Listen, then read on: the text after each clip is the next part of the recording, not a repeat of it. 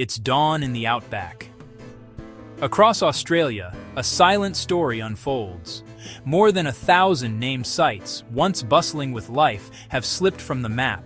Mining camps that roared to life in the gold rushes of the 1850s.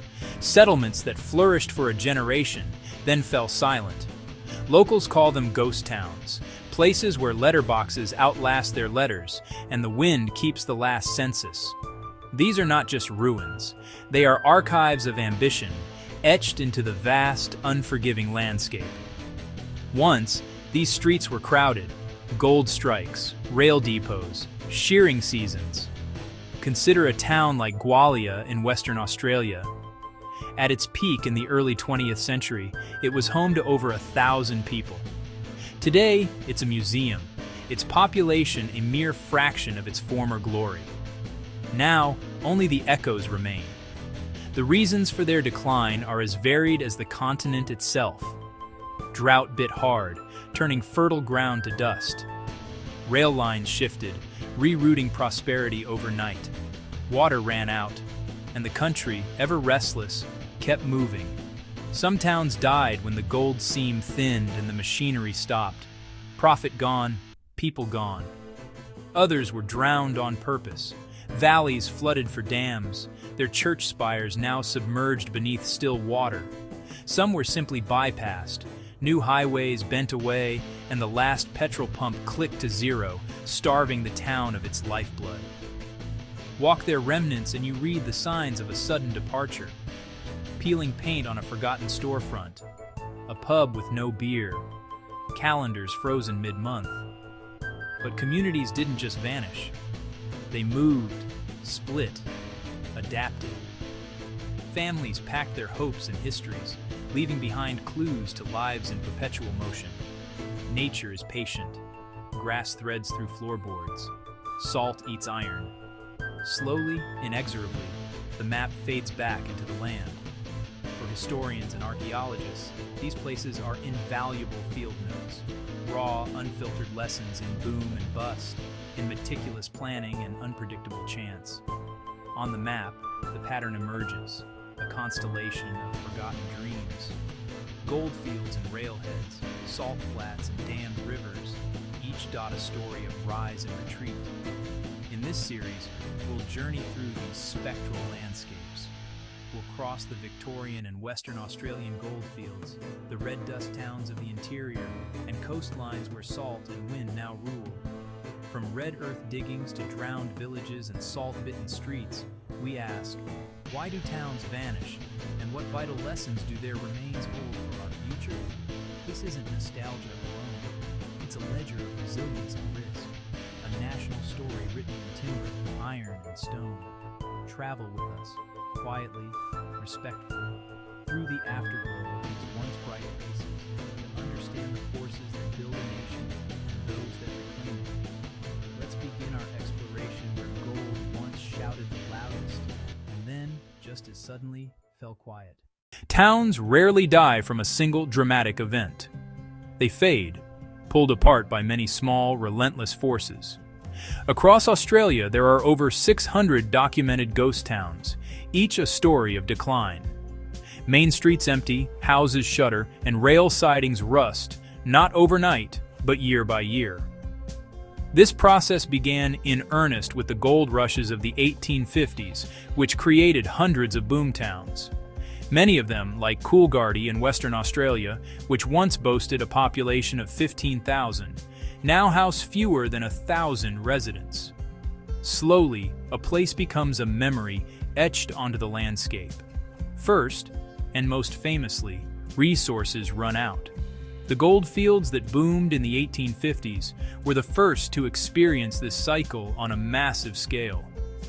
As the alluvial gold thinned and deep lead mining became too expensive, investors left, and the towns they supported withered. Shops, schools, and services followed the departing miners. Mines closed, their headframes fell silent, and tailings blew across empty camps. This wasn't just a phenomenon of the gold rush era. Consider the copper mine at Mount Morgan in Queensland, which ceased operations in 1981. Its closure led to the loss of over 700 jobs, a devastating blow from which the town has struggled to recover. Company towns, built for a single purpose, are especially fragile.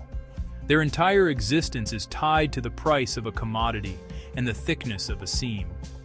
When the reef fades or the market collapses, the paychecks vanish, and a town can empty in a single season, leaving behind a perfectly preserved but hollow shell. Second, routes change. A new rail alignment skips a siding. A modern freeway bypasses the old high street. Freight consolidates to a bigger, more efficient hub. When the Hume Highway was realigned in the 1990s, towns like Gundagai were bypassed, seeing through traffic plummet by up to 90%. The lifeblood of passing trade, truckers, tourists, travelers, is diverted, and the town is left in a quiet backwater. Slowly, trade drifts away, and the veranda posts start to lean. Even a simple highway bypass can shift the economic center of gravity. Petrol stops, motels, and bakeries that once thrived on a constant stream of customers find themselves 10 kilometers off the beaten track, a distance great enough to starve the old stopover and force its closure. Third, water, or the lack of it. In a country defined by climatic extremes, drought is a recurring threat. The millennium drought from the late 1990s to 2009 pushed countless farming communities to the brink. As drought tightens margins, stock is sold off, crops fail, and families are forced to leave the land. Rain eventually returns, but not always the people. And sometimes the problem is too much water, deliberately applied. Entire valleys have been flooded for reservoirs to secure water for cities and irrigation for agriculture. A prime example is the original town of Tallangatta in Victoria, which was moved in the 1950s to make way for the expansion of Lake Hume. A village becomes a shoreline, its memory surfacing only as ghostly foundations when the dam runs low. Fourth, industry consolidates. Local abattoirs, timber mills, and dairy depots are replaced by massive centralized plants in major regional hubs. This drive for efficiency and economies of scale often comes at the expense of smaller communities. When the meatworks in Guyra, New South Wales closed in 2017, around 200 jobs were lost, a significant blow to a town of just over 2,000 people. Side towns lose shifts, then weekends, then hope. The consequences are predictable and stark. For lease signs appear in shop windows, apprenticeships dry up, and the Saturday sport crowd thins as families are forced to move to where the shifts are, chasing employment in larger centers. Behind these primary causes sit the quiet architects of settlement, climate, policy, and sheer luck. A government subsidy ends, a fire season worsens with terrifying intensity. A new mine opens 2 shires away, drawing workers and investment from its neighbors. Any one of these can tip the delicate balance, accelerating a town's decline or sealing its fate. Some towns adapt. They find new purpose, diversifying their economies, rebranding as tourist destinations, or welcoming new industries like renewable energy. They fight to stay on the map. But others cannot bridge the gap between what they were and what the modern economy now rewards. They are left behind, casualties of progress. The pattern of decline is often tragically predictable. It starts with the boom, a period of growth and prosperity. This is followed by a plateau, and then the slow, inexorable decline. Services close in a familiar order: the bank branch, then the butcher, the school, and finally the post office. Each closure another nail in the coffin until even the station sign is swallowed by grass. What remains are the footprints of a community, the stone foundations of a long-gone pub, a line of paddock trees that once marked a laneway, a solitary war memorial on a bend in the road. These are the quiet, poignant markers of lives that built, stayed, and ultimately left. Understanding these powerful forces, of economics, environment, and engineering, helps us read the Australian map not just as a set of locations, but as a historical document. It explains why some dots faded into obscurity, while others grew into the thriving regional anchors we see today.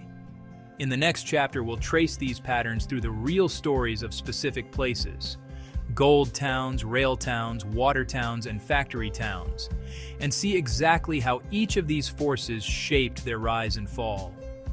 From the wheat paddocks to the pit heads, and from the railway sidings to the dam spillways, every loss has a cause, and often it's a complex combination of several. And while the people move on to build new lives elsewhere, the places they left behind remain, quiet, sun-bleached testaments to how economics, engineering, and environment constantly redraw the countryside. Keep these four primary causes in mind as we journey through the landscape and map the rise and fall of specific towns in our case studies. Resources, routes, water, and industry, compounded by the unpredictable variables of climate, policy, and luck. That is the quiet and often brutal arithmetic behind Australia's vanishing towns. Next, we'll step into those streets, exploring them as they were then and as they are now, to watch precisely how each of these powerful forces leaves its indelible mark. The map is a story written over generations. Let's read the chapters of loss and survival, and we start with the glittering promise and ultimate heartbreak of gold. Across Australia, places rise with purpose and fade when that purpose is gone. From the gold rushes of the 1850s to the great industrial projects of the 20th century, boom and bust cycles have left behind hundreds of ghost towns. Here are 4 brief case studies that tell this national story. Case Study 1. Farina, South Australia. A railhead for the gone, once bustling with bakers and camel teams. When routes shifted and drought bit, Farina emptied. Today, volunteers return each winter to conserve its stone shells, firing up the underground bakery and welcoming thousands of visitors who come to witness this seasonal revival. Case Study 2. Joaja, New South Wales. A shale oil company town deep in a valley. When the market for kerosene collapsed in the early 1900s, the furnaces cooled and the cottages stood silent. Preserved by its profound isolation, the entire site is now recognized on the State Heritage Register. Case Study 3. Gwalia, Western Australia. A gold town anchored by a deep mine. When the mine abruptly closed in 1963, families left overnight. Their timber houses remain like paused lives, now part of a remarkable museum precinct that preserves over 20 original buildings, from the State Hotel to the miners' humble cottages. Case Study 4. Adaminaby Old Town, NS Asdowers. In the 1950s, the Snowy Mountains scheme required the valley's inundation. Over 100 buildings were painstakingly moved uphill to a new town site. What couldn't be moved, including the town's foundations and memories, now lies beneath Lake Yucumbene. Together they show the pattern. Work arrives, a town blooms, the reason fades, the people go, the place lingers, holding stories in its silent structures. Vanishing isn't the end.